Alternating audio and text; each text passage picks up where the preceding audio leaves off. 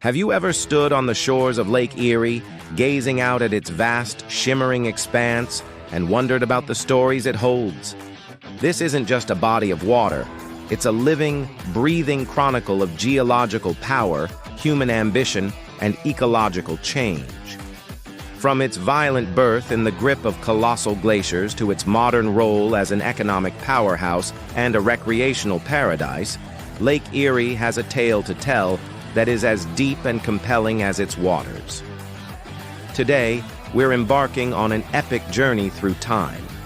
We'll travel back thousands of years to witness the incredible forces that carved out this great lake, and then we'll sail through the centuries exploring its pivotal role in the lives of Native American tribes, the struggles of early European settlers, and the dramatic rise of industry along its shores. So grab your life jacket and let's dive into the incredible history of Lake Erie. Our story begins around 14,000 years ago, during the final throes of the last ice age. Imagine a world buried under sheets of ice, miles thick. As these monumental glaciers began their slow, grinding retreat northward, they acted like nature's bulldozers, gouging and scraping the earth. The soft shale and limestone bedrock in this region were no match for the ice's immense power. The glacier carved out a massive, shallow basin, and as the ice melted, torrents of water filled it, creating a series of pro-glacial lakes. Over thousands of years, water levels rose and fell dramatically, shorelines shifted, and eventually, the lake we know today began to take shape. This geological drama created the shallowest, warmest, and most biologically productive of all the Great Lakes. Its fertile basin and rich wetlands would become a magnet for life, setting the stage for the human story to unfold. Long before European ships ever touched these waters, Lake Erie was the heartland of numerous Native American nations. The Erie people, from whom the lake gets its name, lived along its southern shores. They were a powerful Iroquoian-speaking group, known for their agricultural villages and skilled hunting. The lake was their highway, their grocery store, and their spiritual center. They fished its bountiful waters for sturgeon, whitefish, and walleye, and their canoes crisscrossed the lake, connecting communities and trade networks that stretched for hundreds of miles.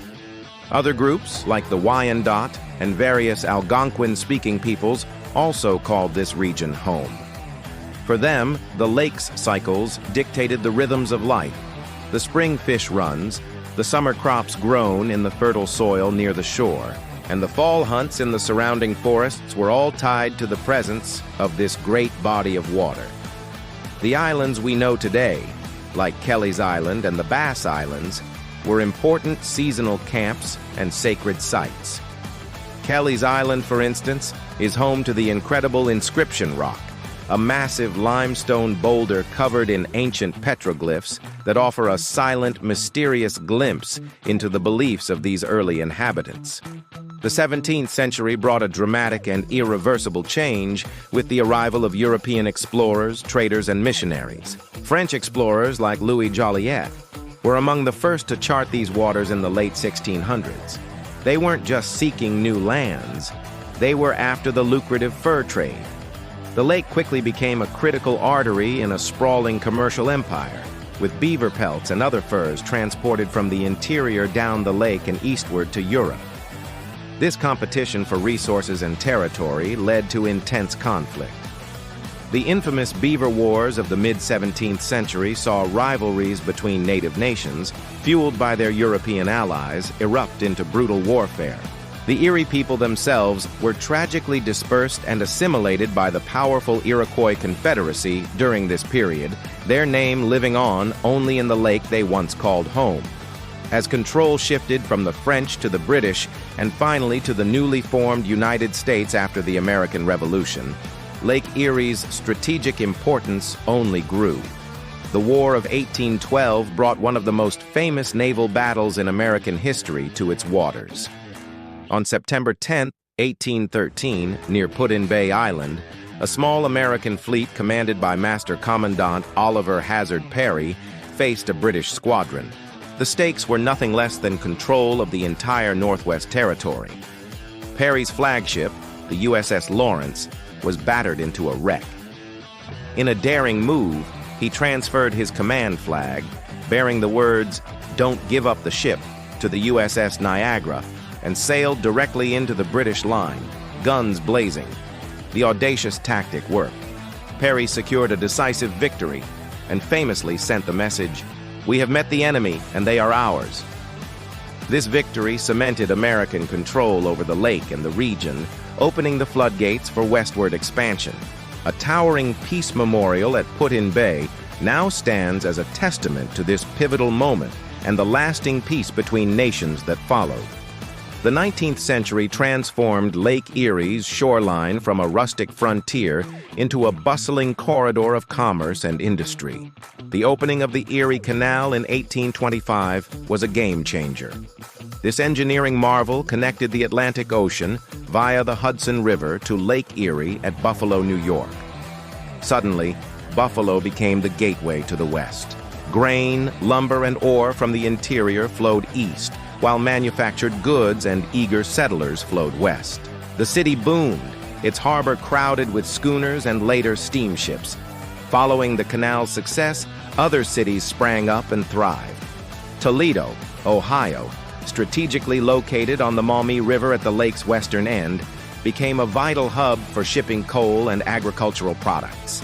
Its flat, fertile hinterland made it a natural center for glass manufacturing and, later, the automotive industry. The lake provided not only transportation, but also the vast amounts of water needed for these industries. Further east, cities like Cleveland, Ohio, rose to become industrial titans. Fueled by iron ore shipped down from the upper Great Lakes and coal from nearby Appalachian mines, Cleveland became a powerhouse of steel production. Its skyline filled with smokestacks, and its river, the Cuyahoga, became one of the busiest industrial waterways in the world. Similarly, Erie, Pennsylvania, developed a diverse economy based on shipbuilding, manufacturing, and fishing. The lake's weather, famously unpredictable, shaped life in these coastal cities. Lake effect snow is a phenomenon anyone from Buffalo to Cleveland knows well. In winter, cold air sweeps across the relatively warm lake waters, picking up moisture and dumping it as massive amounts of snow on the leeward shores. Buffalo, at the eastern tip, is legendary for its epic snowfalls, which can paralyze the city but also define its resilient character. This rapid industrialization, however, came at a steep environmental cost. For decades, cities and industries treated Lake Erie as a convenient dumping ground. Raw sewage, industrial chemicals, and agricultural runoff poured into the lake and its tributaries. The consequences were devastating. By the 1960s, Lake Erie was in critical condition. Massive algal blooms, fed by excess phosphorus from fertilizers and detergents, choked the water, depleting oxygen and creating vast dead zones where fish could not survive. The situation reached a breaking point in 1969 when the heavily polluted Cuyahoga River in Cleveland caught fire. It wasn't the first time, but this time, an article in Time magazine brought national attention to the river that oozes rather than flows. The image of a burning river became a powerful symbol of America's environmental crisis and helped galvanize the modern environmental movement. The death of Lake Erie became a rallying cry for change. In response, the United States and Canada signed the Great Lakes Water Quality Agreement in 1972, a landmark accord aimed at reducing pollution, particularly phosphorus. It worked. New regulations, upgraded sewage treatment plants, and changes in agricultural practices led to a remarkable recovery. The lake that was once a punchline became a poster child for environmental restoration. Walleye populations rebounded, beaches reopened, and the water became clearer. Today, Lake Erie is a vibrant, multifaceted resource. Its commercial fishery, particularly for walleye and yellow perch, is a multi-million-dollar industry supporting communities like Port Clinton, Ohio, which proudly calls itself the walleye capital of the world. Cargo ships, the modern-day successors to Perry's fleet, still traverse the lake, carrying iron ore, grain, and stone, forming a vital link in North America's industrial supply chain. But perhaps the biggest story of the modern era is tourism and recreation. The Lake Erie Islands, like Kelly's Island and Put-in Bay on South Bass Island, are bustling summer destinations. Ferries shuttle thousands of visitors to enjoy their quaint towns, wineries, and lively nightlife. The shoreline is dotted with state parks, beaches, and marinas. People come from all over to go boating, fishing, bird watching, and simply to enjoy the stunning sunsets over the water. This tourism is a crucial economic driver for countless small towns along the coast, from the vineyards of Ohio's North Coast to the sandy beaches near Erie, Pennsylvania. Yet, the challenges haven't disappeared. The threat of harmful algal blooms has returned in recent years, driven by new patterns of agricultural runoff and the impacts of climate change, which warms the shallow lake faster than its deeper counterparts. Invasive species like zebra and quagga mussels have re-engineered the lake's ecosystem in complex ways, while concerns over plastic pollution and aging infrastructure remain. The story of Lake Erie is a powerful lesson in resilience. It's a story of nature's enduring power, humanity's capacity for both destruction and redemption, and the unbreakable bond between a great body of water and the people who live along its shores. From the silent petroglyphs on Kelly's Island to the bustling port of Buffalo, from the battle smoke of 1812 to the ecological battles of today, Lake Erie continues to shape our past, define our present, and challenge our future.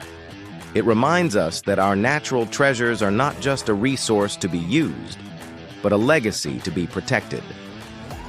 Thank you so much for joining us on this journey through the history of Lake Erie. If you enjoyed this video, please give it a thumbs up. And for more deep dives into the stories that have shaped our world, don't forget to subscribe and hit that notification bell. We'll see you in the next one.